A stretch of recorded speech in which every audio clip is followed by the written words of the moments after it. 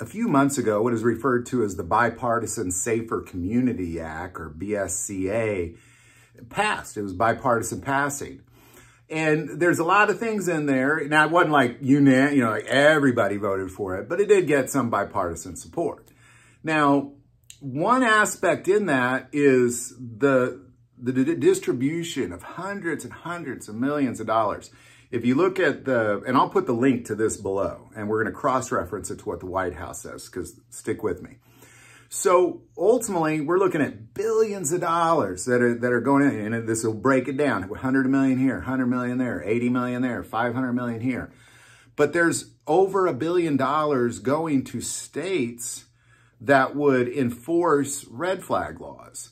Now, red flag laws, in my opinion, and I don't believe it's my opinion, it's also the law, is very unconstitutional.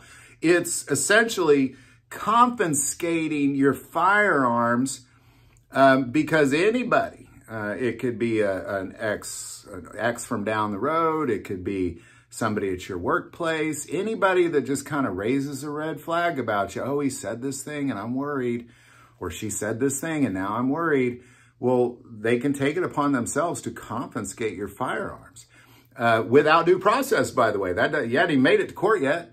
So red flag laws are extremely unconstitutional. Big thing is because if they ever deem a people group dangerous, they can confiscate those firearms, which they did to the American Indians.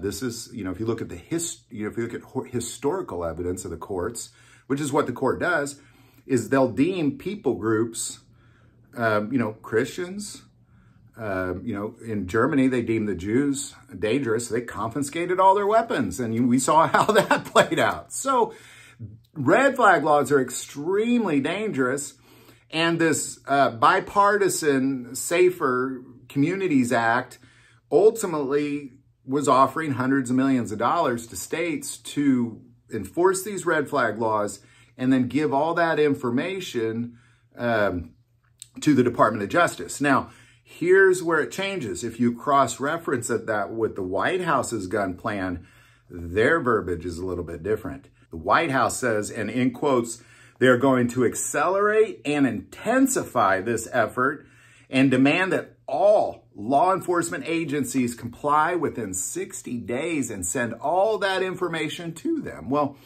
first of all, only 19 of the 50 states have red flag laws. So, of course, these 19 are already compliant. So they're talking about the other ones is what they're talking about. And ultimately, the White House is now threatening this idea to accelerate and intensify, not only saying we're not going to give you any funds, but we're actually going to take funds from you if you don't enforce these things.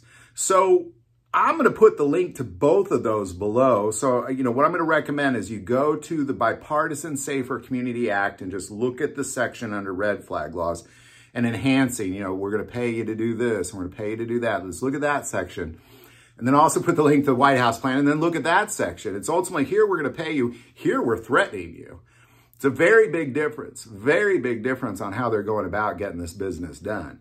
Now, from what I understand, Missouri is not complying to this, but I don't know, 60 days, that's pretty quick. When that started, I do not know because there's no publishing date on that. So we'll see. Anyhow, any thoughts or insight on that, definitely put that below. If you like this video, click like and subscribe. Feel called to support this channel with Patreon. That link is also below. But the most important part of this channel, we take prayer requests. So please don't ever hesitate to send that in. Thank you for watching this episode of God, Family, and Guns. And as always, love God, love your family, and love guns.